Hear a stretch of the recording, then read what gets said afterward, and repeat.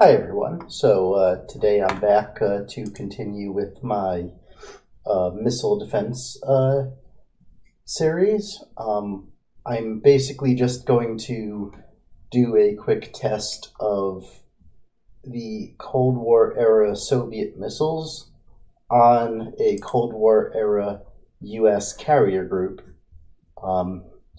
So the idea is that this smaller group of an Udaloy, which its weapons are completely useless since it's out of range, a Kirov, and a Slava are going to attempt to sink ships in this carrier group here.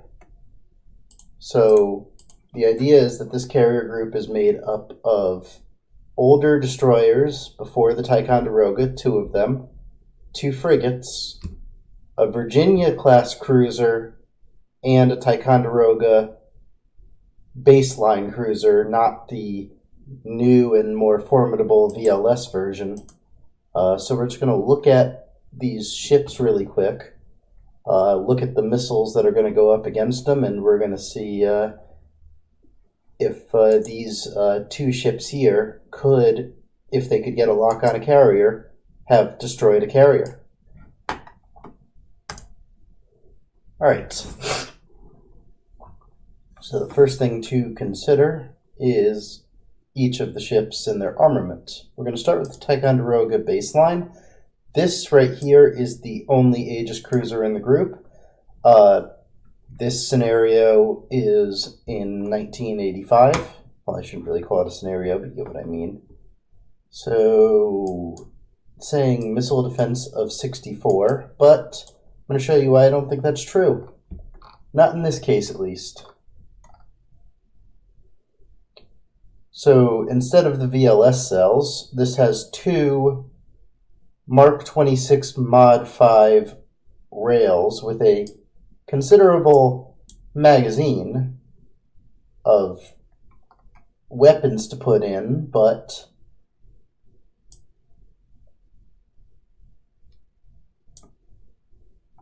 saying, where's the interval for launch? On rail, 2. Salvo, 10. So, yeah, it can launch 2 missiles and then, I guess, reload and fire another salvo in 10 seconds. Certainly not bad, but missiles start crashing towards a carrier, and this is not going to be able to respond fast. I mean, let's trust that the radar is powerful enough to pick up and track everything. It still has quite an issue with launching missiles quickly compared to the VLS cells.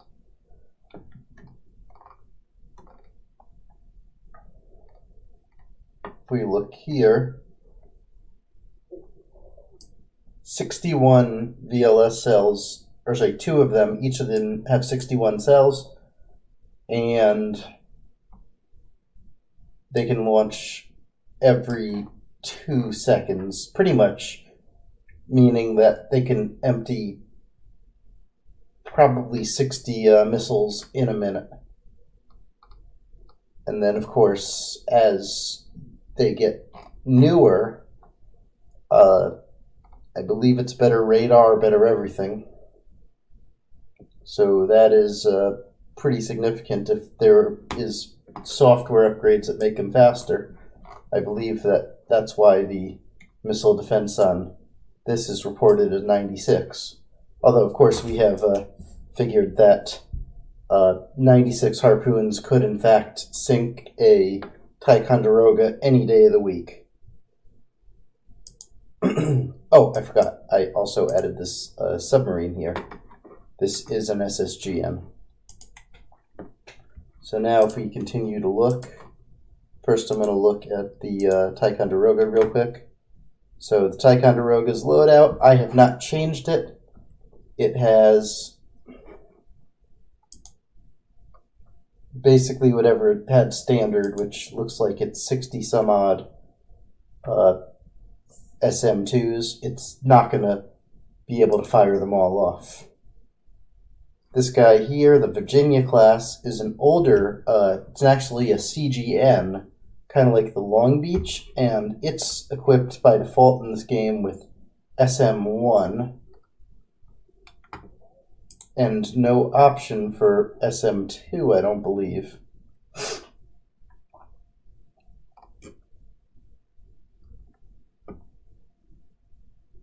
Spruance class. Oh, let's look at the missile defense just to see what it says it is. Yeah, 10 Harpoon Slam Maverick equivalents. So, if we look for illuminating radars here,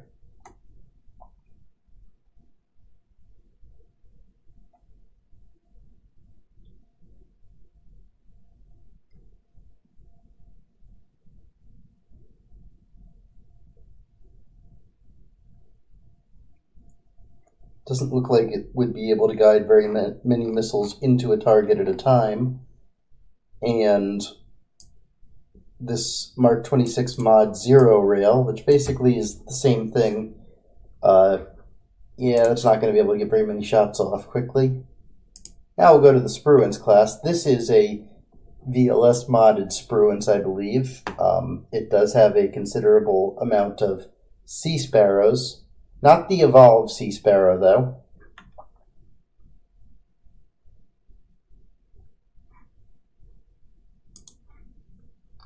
It should... Oh, it's not listed at having a very good missile defense at all, huh? Okay. Now... I thought these could carry standard missiles, but I am not going to modify it. I'm just going to leave whatever is in there. And, maybe this is not the VLS mod for the Spruance. No, it isn't. So a year later, they might have started getting the VLS mods. That explains it. That's a whole different beast, I believe.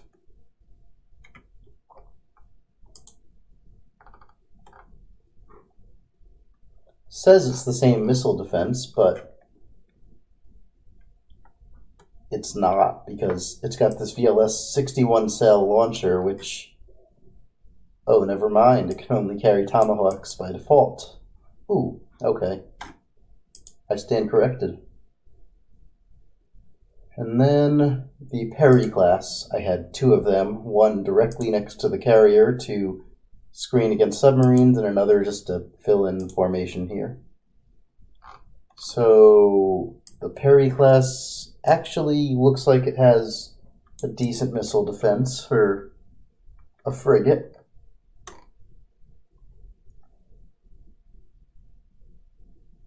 Its rail system, it has one of, can fire a missile every 8 seconds. That's not very good. So I don't think that's an effective missile defense, even if it's listed as such. And the SM-1 medium range. Yeah, one of them at a time is... it's going to have its hands full shooting down supersonic missiles, just saying. Alright, so let's look at the Cold War era US missiles real quick.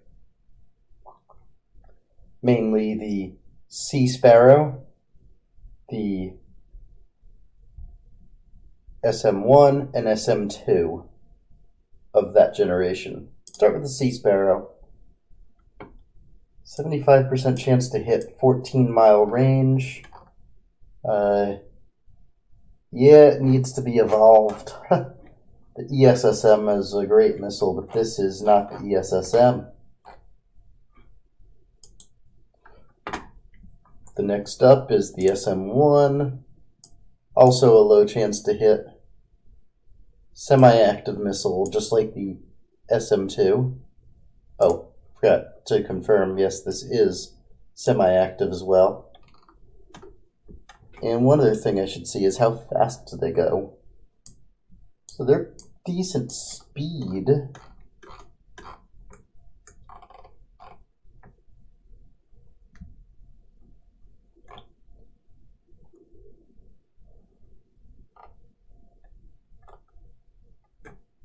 And They can target semi-fast missiles, but they're not the best at engaging fast targets, I'm sure.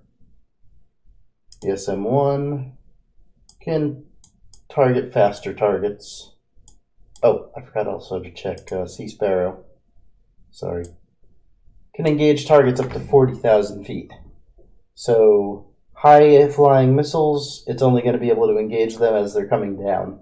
Now, given its short range, this isn't a problem, but this wouldn't cut it against modern missiles for sure. So 25 nautical mile range on the SM-1 can target high-flying missiles at least, faster missiles.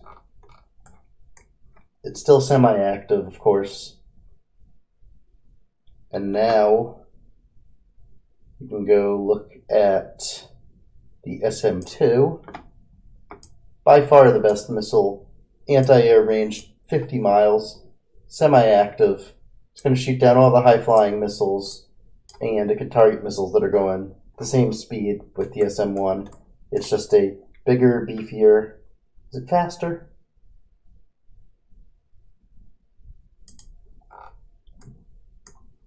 A little bit faster.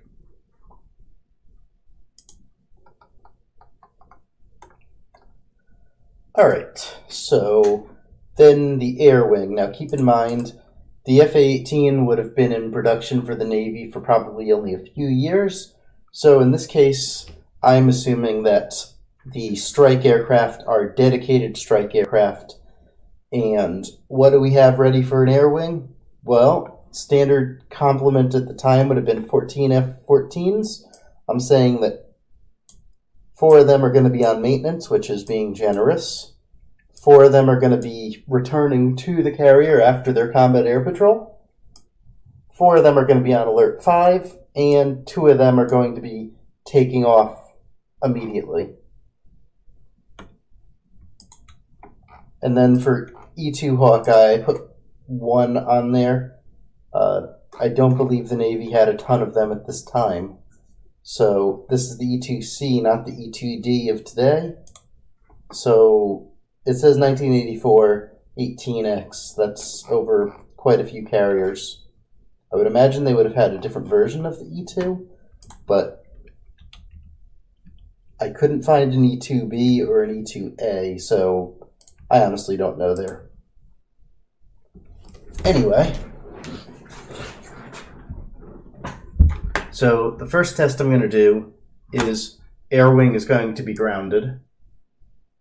So Russia, having a highly advanced E-3G Century from this era, should detect them no problem.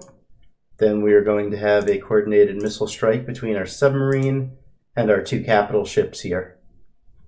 Well, is a cruiser a capital ship? Who cares? Now, just to look at the big scaries that we will be shooting. 20 of these shipwreck missiles, which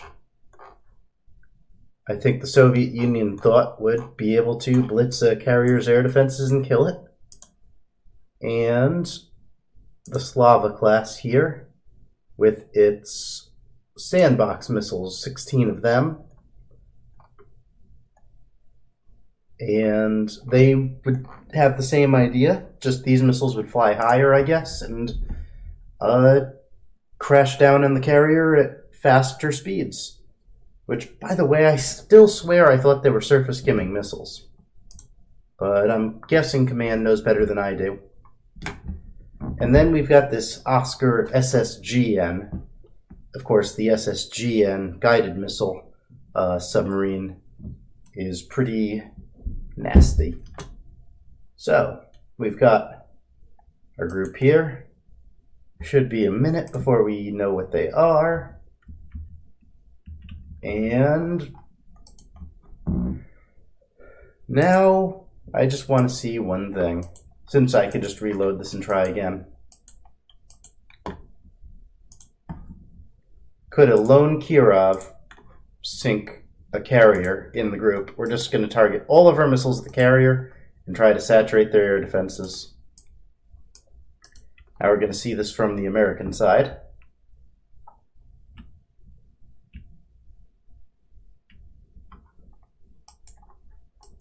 I just want to see if this fairly large carrier group could stop it with stuff from the Cold War tech.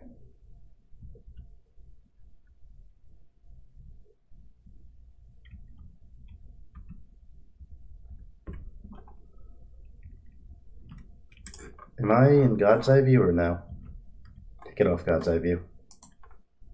Alright, so it looks like they're still engaging the missiles far out. I just don't know how well these missiles are going to deal with targets that are going to give them decoys, and these missiles are coming in fast. So I'm not sure if these missiles can do well unless they're unless they're coming straight on into these enemy missiles. But let's find out.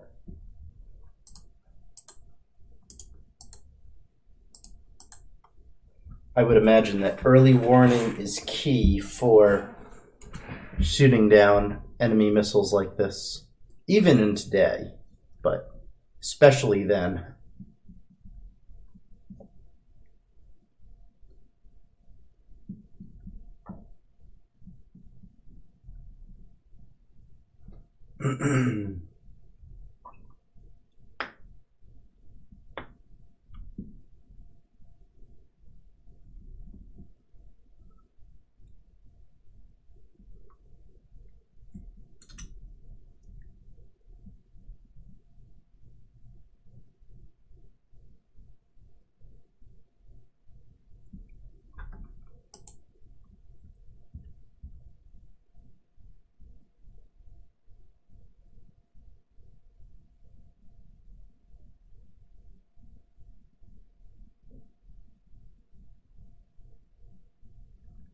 And it looks like we were able to survive that.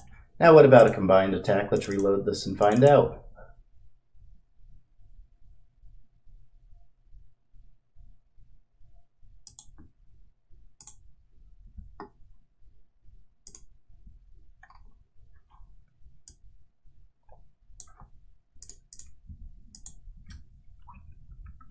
There are two ways, I guess, you could attack a carrier group. One would be to try to sink the supporting ships, in which case the carrier is vulnerable and something else can pick it off. The other strategy could be just blitz the carrier and ignore the surface group. Now, I don't know which strategy the Soviet Union would have done, but they probably would have gone after the carrier. It is the big target. I would imagine that after they killed the carrier, they would focus on something else. So anyway, that's 40 shipwrecks and 16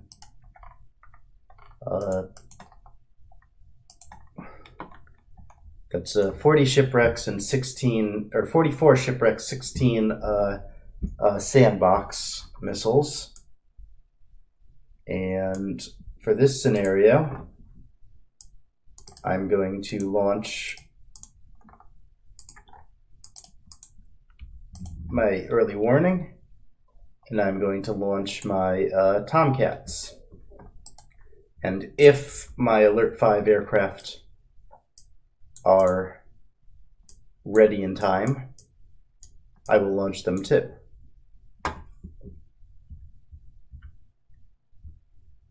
But those aircraft are on Alert 5, so it would not be fair to have them on Alert 2 for this test. So we're going to set them to 5 minutes now.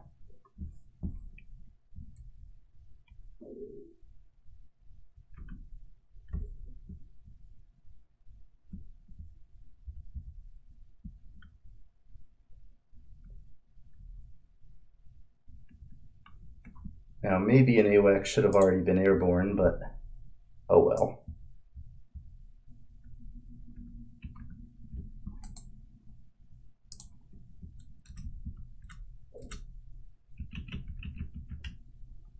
All right.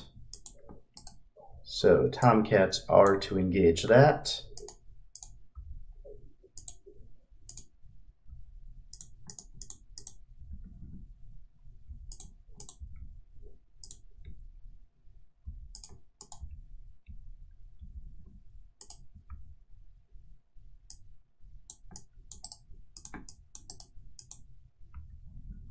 And I'm launching my other fighters.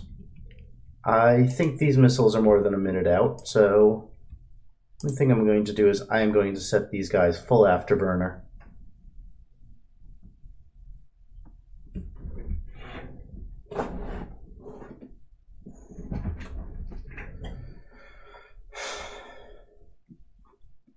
Now, of course, the Phoenix missile, 100-mile range.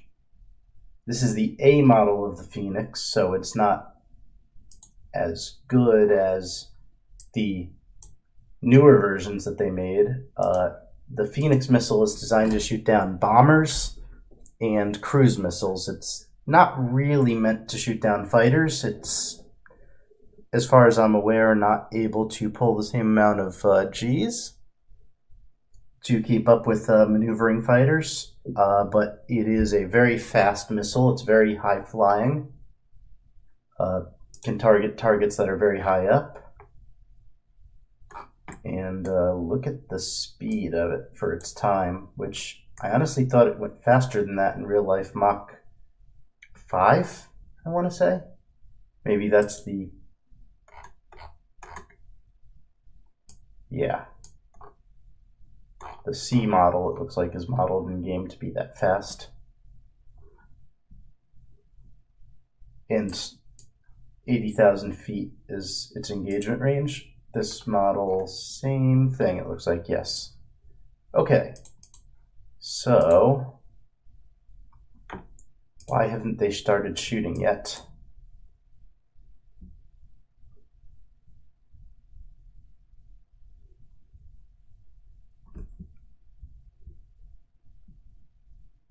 There we go. I guess it takes time for them to acquire a lock. Wait, they're firing Sparrows and Phoenixes. Okay, at the same time. And now we're seeing some scary stuff. We've got these guys getting ready for takeoff.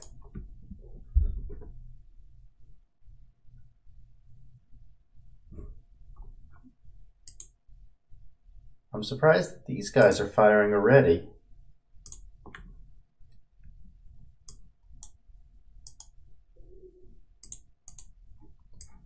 I just want our Tomcats engaging. I don't care. I don't think there's any priority. Just what's in front of you needs to die before it reaches the carrier.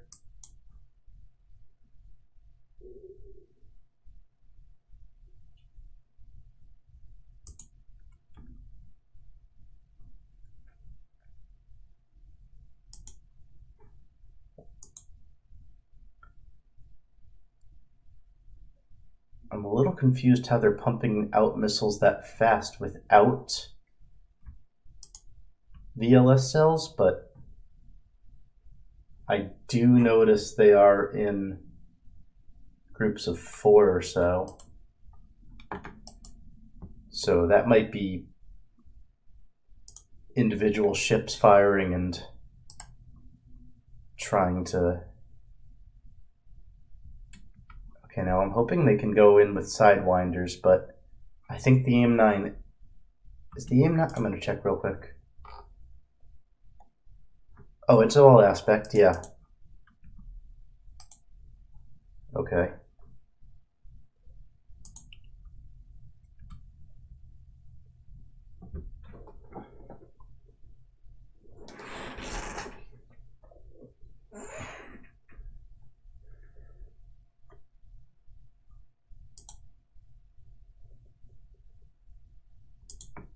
Now, I don't think these Tomcats can catch up with any of these, so I'm going to tell them to drop targets and go after these instead. Maybe they can get them down on their way in.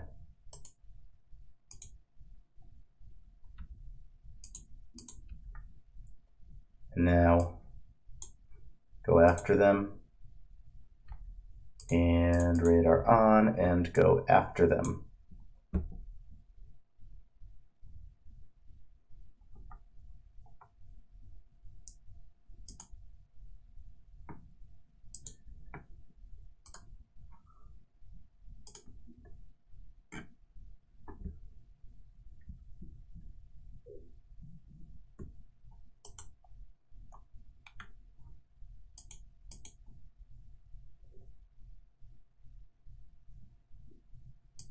Okay, these are all phoenixes here. And sidewinders, it looks like they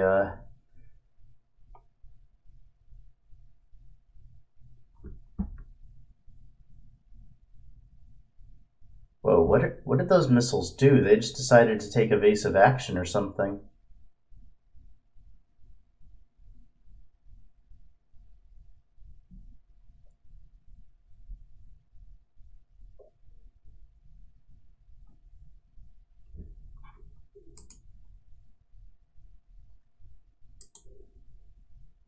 Now, they are set to RTB.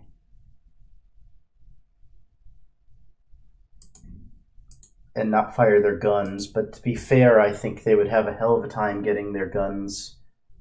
That must be something to do with jammers there.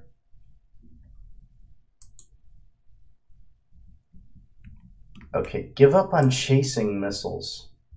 Target missiles that are in front of you. You try chasing them, you're going to fail. They're fast.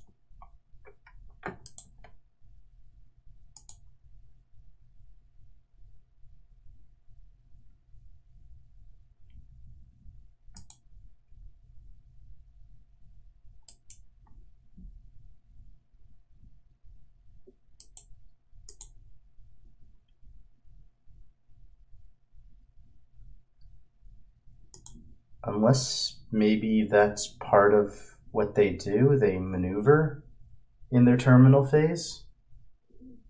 Well, that came close to the carrier. Though I'm not sure the AI handled this effectively. You'd think that if anything, the ships would stay in formation, especially ships in front of the carrier they're escorting. But good luck telling the formation editor what to do. Right, so that was a success. I don't know how much more the carrier would have been able to take. But let's try that again without the air wing.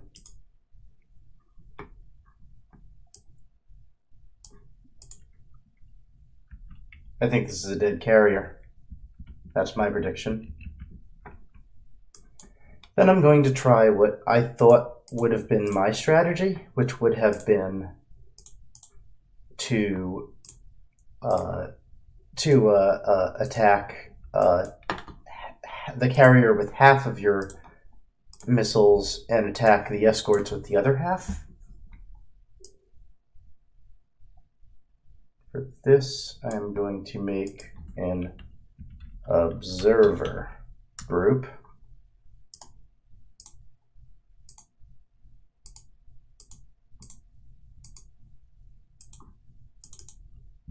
God's eye view, and stop it. Alright, so we already know that those sandboxes get engaged quick. These missiles, not so much. So they're going to blitz the carrier and get detected 20 kilometers out. So about now.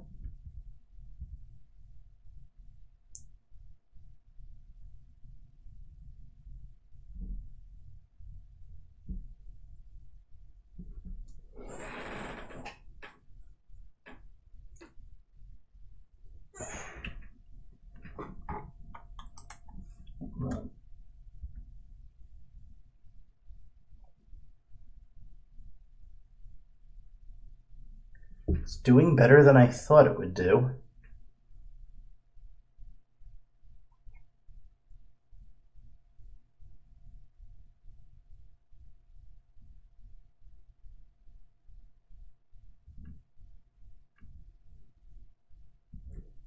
Did that hit the carrier? Did not.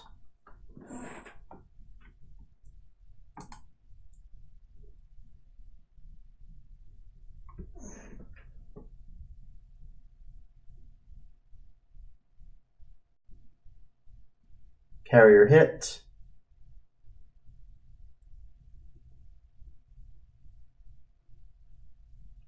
So I think my original strategy that I would have planned would have not worked very well.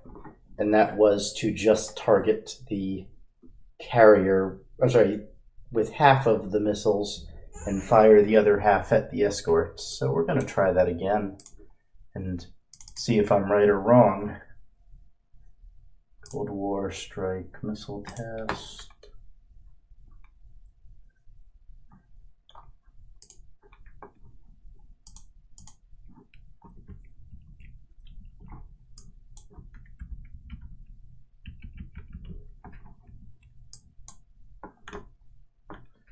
All right. So I'm going to target the cruisers and the destroyers with shipwrecks, and the Perry class is here with the sandbox missiles.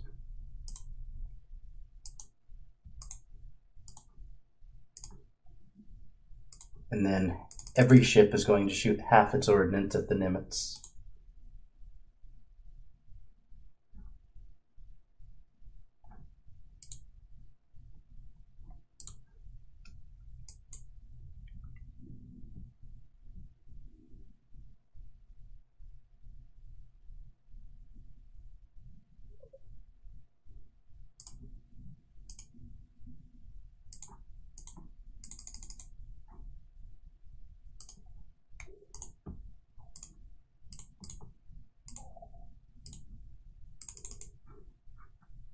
Oops, we're not quite close enough for those. Wait, I'm messing something up here.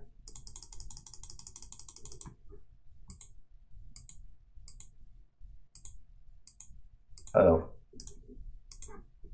As much as I'd like to see a gun duel, I think that has no appeal to me unless graphics are modeled.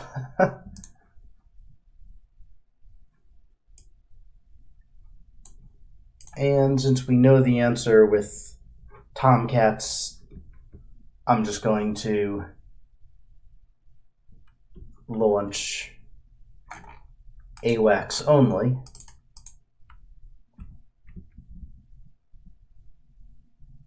Actually, I'm going to leave AWACS grounded.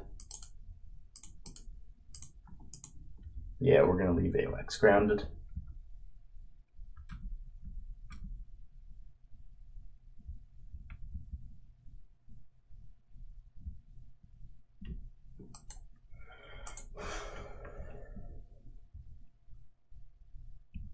Now, maybe there'd be some value in saturating the attack where the sandbox missiles come over the horizon and appear to be the main threat.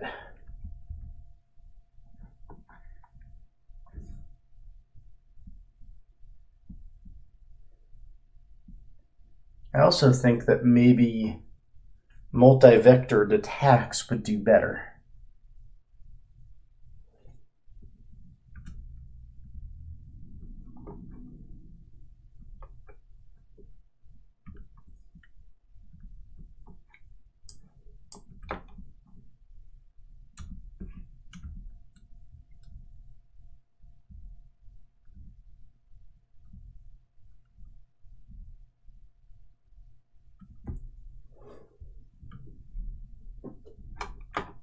Alright, that's annoying me enough. I'm gonna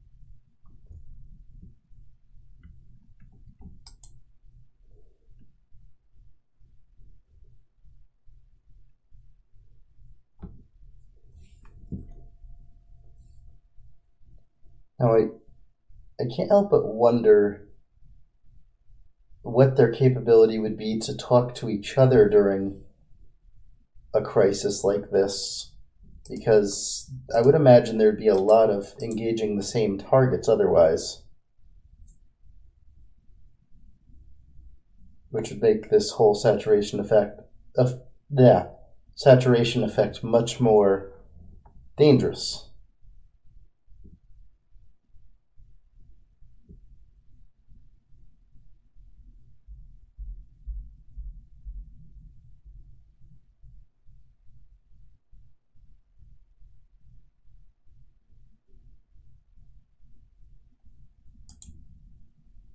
Whoa. So we did get several hits on the carrier. It's flooding. Certainly mission killed. It's probably going to sit. There we go. It's actually a dead carrier. Now, can these missiles retarget something else, I wonder?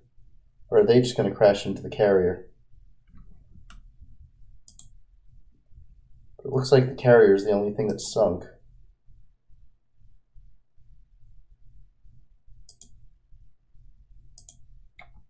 Huh.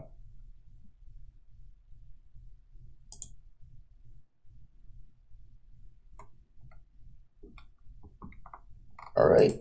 I think we now know how that works in game. Now, I do wonder how that would have played out in the Cold War, but I, for one, am glad that it didn't happen because nuclear war probably sucks. I don't know this from experience, but I still suspect that... Wait, sandbox missiles still left over? What? Why wouldn't it fire them? Oh well. Anyway, if you like this video, like, comment, subscribe. I hope to be doing more soon. Have a good day.